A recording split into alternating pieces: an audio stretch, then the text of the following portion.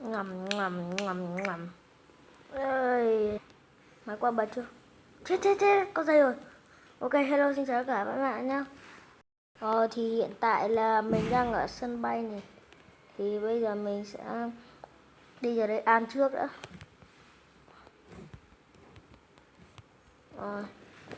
Ăn rồi, bây giờ mình đã có vé. Có vé rồi nhá. Giờ mình chỉ cần đợi máy bay về thôi. Bác ơi, đặt vé rồi, bây giờ cháu ngồi ghế đợi nào ạ? Rồi bây giờ nhá, cháu ngồi ghế 18 xe đi. Rồi là bác sẽ cho cháu một kỳ nghỉ đến Nha Trang thật là hay nhá các nha. Chân bẩn đấy, có rửa chân chưa? Ôi, Khanh ơi, đứng đèn gì vào cái khăn này? Trời ơi, đứng đèn gì chân đứa vào đấy. đây? Chân bẩn quá, gì cả hay quát chân vào. Ui, bẩn quá, quát chân.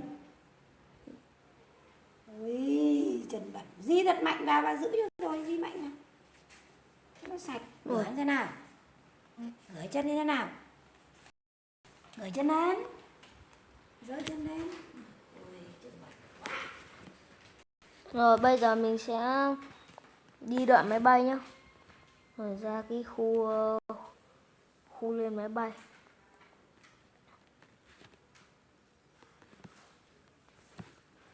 Mình tạo mod lên là được chơi miễn phí luôn.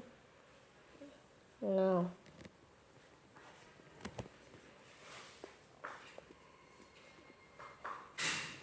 Cái thằng chó này. Đấm. Rồi.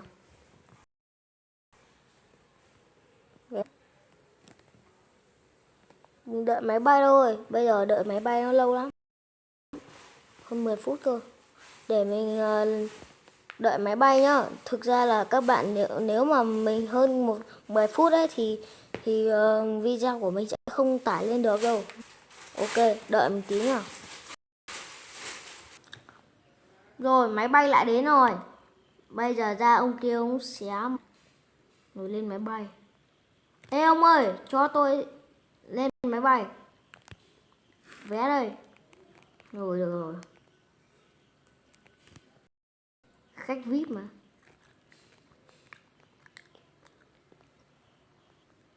Rồi. Ghế ôi, pha ghế. Đi. Ngồi đúng ghế này luôn.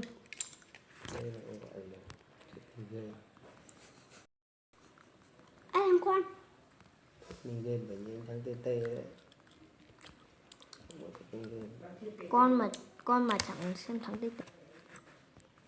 Thế bố bảo như thế thôi chứ còn mình không. Vào ghế ngồi đi, máy bay chuẩn bị khởi hành rồi đấy. Đây con là anh à? Không. Nó là ngồi cùng anh.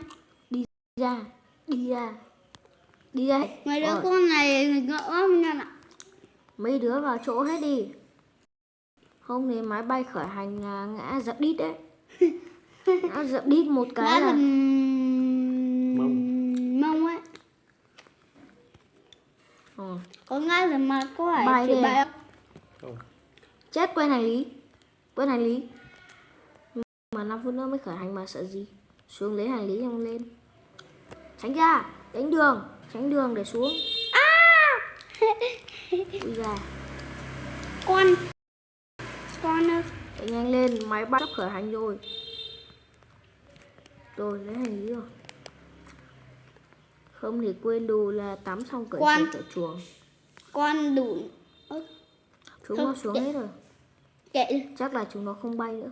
Không bay nữa. Còn một đứa. Nốt nó lại. Cho đi đâu.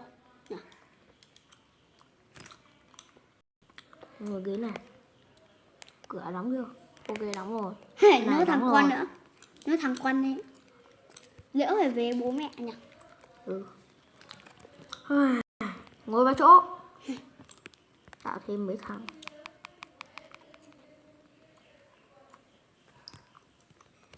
Về chỗ ngồi đi. Thằng con anh đâu? Máy bay sắp khởi hành rồi đấy.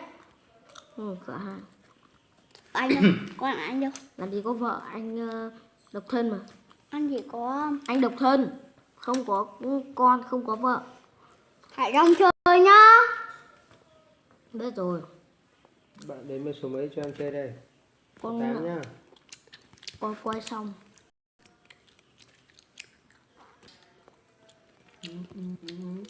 Thực ra đi số 8 rồi.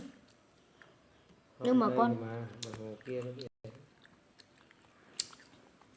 còn 5 phút nữa con mới quay xong mà. Lại phải đền ghế. Bây giờ hết sạch tiền rồi, không còn một đồng. Giờ biết thuê khách sạn kiểu nào. Thôi, đuối, vẫn còn tiền. Đi ra kìa. Đấy là vợ anh. Đuối, ở bên trên.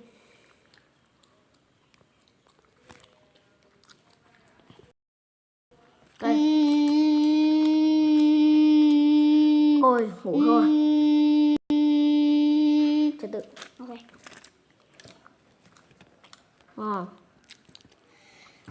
Đợi mình xíu nha.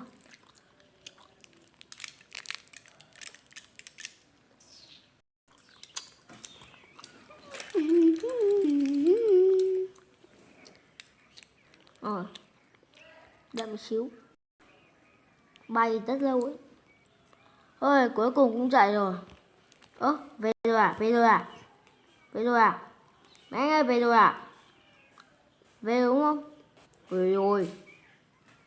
Về rồi. Xuống thôi. Không có bất cứ một chết đây cỡ thoát hiểm. Đây, để mở cửa cho. Ra xin thằng kia tí tiền. Xin thằng kia tí một cái số quán.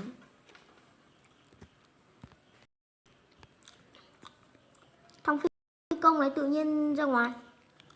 Rồi ngoài mở cổ chứ sao.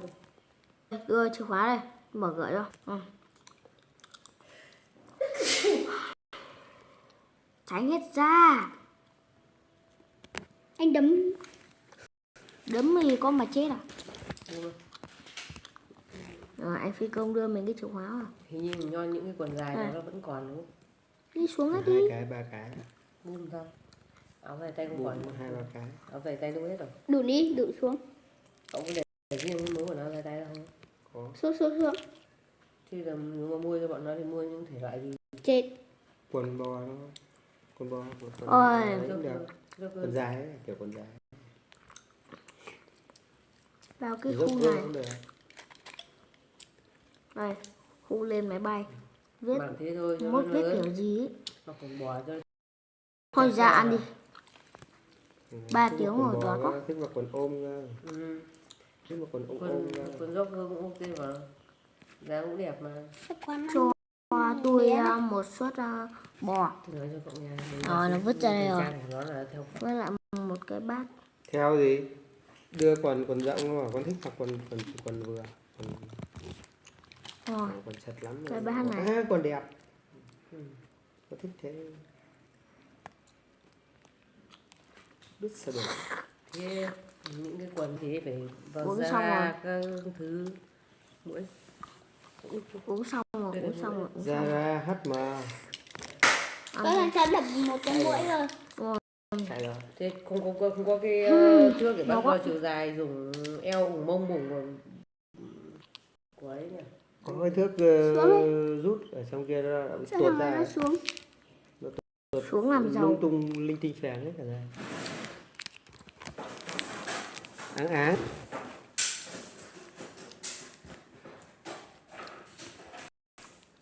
Tưởng có kim cương thì ra không có.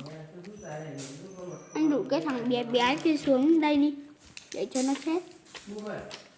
Đã. Hai bác coi chiều cao ngu bên đây nhưng mà tao chân dài bao nhiêu là đến nách mà.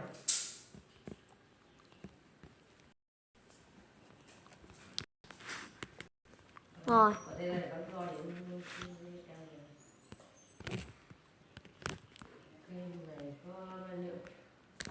Bay được mà sợ gì.